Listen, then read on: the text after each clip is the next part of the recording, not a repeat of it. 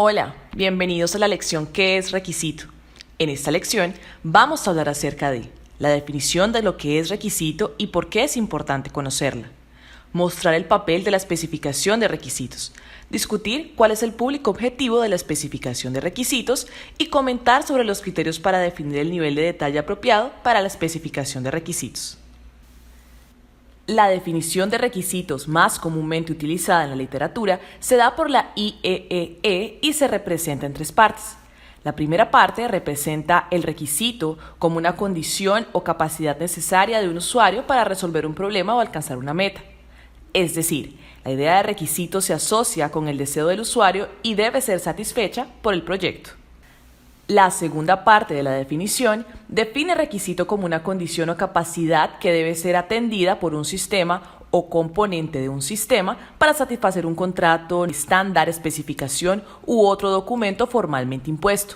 En este caso, la idea de requisito es de algo concreto, algo material, una propiedad existente en un producto. Por ejemplo, un requisito de la casa de la segunda figura es que sea blanca. Y la tercera parte define requisito como la representación documentada de una condición o capacidad, como se muestra en las dos partes anteriores de la definición. En este caso, es muy común usar el término especificación de requisitos, y un desafío consistente en garantizar que la especificación de requisitos se pueda representar con fidelidad los requisitos establecidos en las dos partes anteriores. En la práctica, es muy común que eso no ocurra. Esto da lugar a la documentación equivocada de requisitos, omisión de requisitos en la especificación o especificación de elementos que incluso no respondan a las definiciones de las partes 1 y 2. De ahí surgen muchos de los errores de la especificación de requisitos. ¿Y cómo es la representación de la especificación de requisitos? El formato puede variar de una compañía a otra, de acuerdo con la metodología de desarrollo de software utilizada. En la práctica, la especificación de requisitos en general no se limita a un único documento, sino a una composición de varios de ellos. Vamos a mostrar un ejemplo. Es común e interesante que la especificación tenga una parte que describa brevemente el alcance del proyecto. También es una buena práctica que se agregue a la especificación un glosario con la definición de términos específicos del negocio manejado por el software. Hablaremos del glosario en una lección específica más adelante en el curso y por qué esto es importante. El uso de modelos es otra buena práctica de la especificación. Los modelos ayudan a mejorar la comunicación, además de ser una representación gráfica de la información, reducen la ambigüedad que existiría en una descripción exclusivamente textual. Y la especificación también contiene la definición de los requisitos funcionales, tarea que realiza el sistema para el usuario Y. Requisitos no funcionales que describen cómo estas tareas serán entregadas por el software. Vamos a discutir en detalle los requisitos funcionales y no funcionales en otras lecciones del curso más adelante. La especificación de requisitos atiende a dos partes, el cliente y el equipo de desarrollo. Para el cliente, la especificación captura y documenta sus necesidades, presenta la solución que se propone para satisfacerlo. En cuanto al equipo de desarrollo, la especificación proporciona una guía de todo lo que será construido y entregado. Los requisitos son insumos para las diversas actividades del proyecto. En la gestión de proyectos son necesarios tanto para la planificación y seguimiento del proyecto.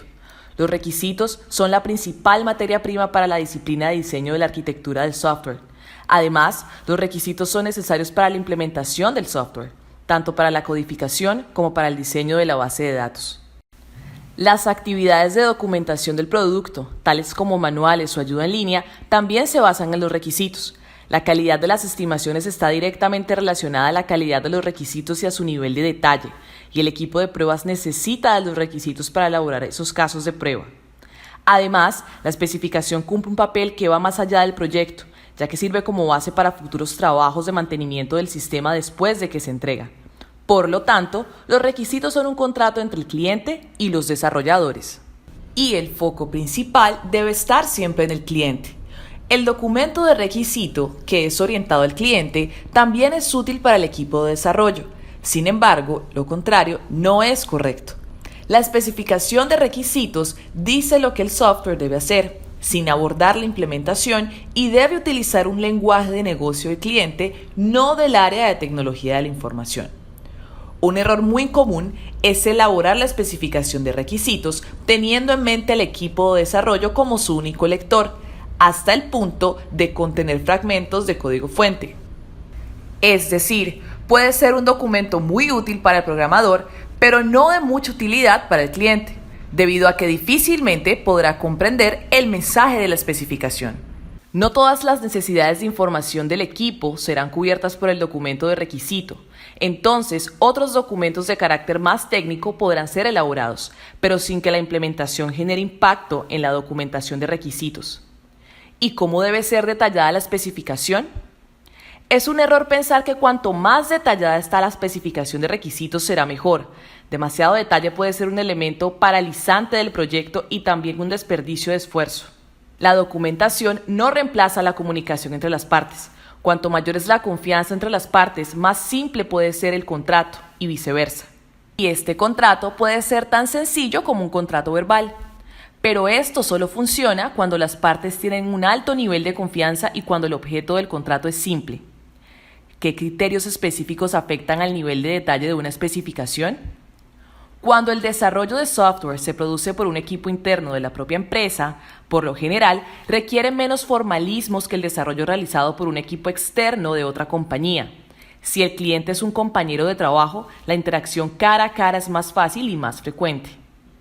El equipo de proyecto que se encuentra físicamente en el mismo lugar favorece la comunicación, lo que reduce la necesidad de un mayor nivel de documentación. Cuando el equipo de proyecto se extiende a través de múltiples locales, a veces en diferentes países, existe la necesidad de mayor documentación para que la comunicación sea posible.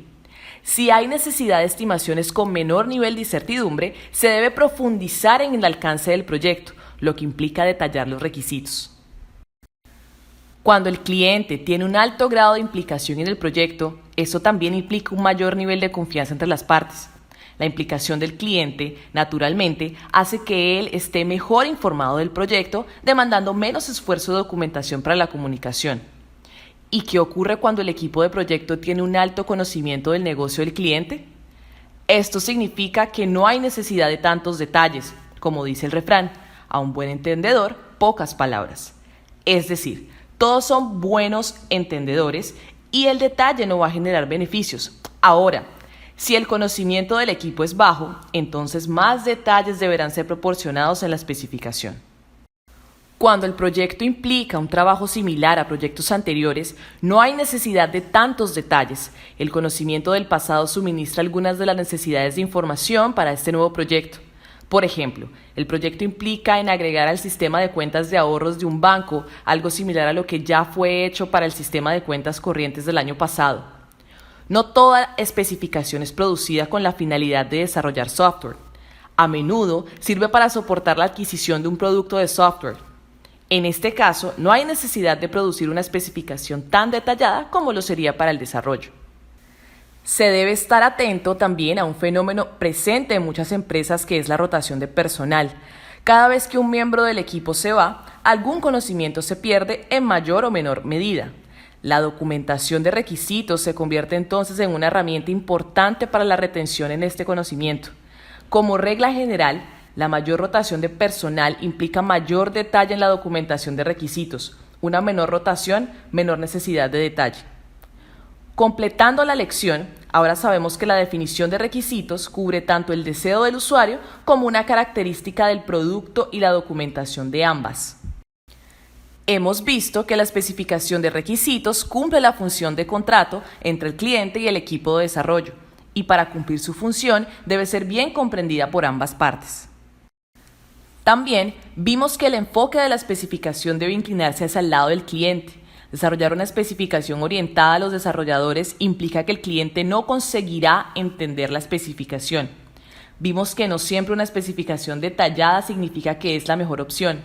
Listamos varios criterios que pueden influenciar en mayor o menor detalle a la especificación para tratar de ayudarle en esta decisión.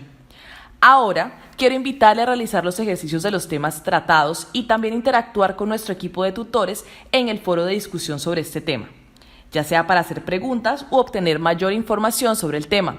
Estamos siempre a su disposición para ayudarle. Gracias y buen estudio.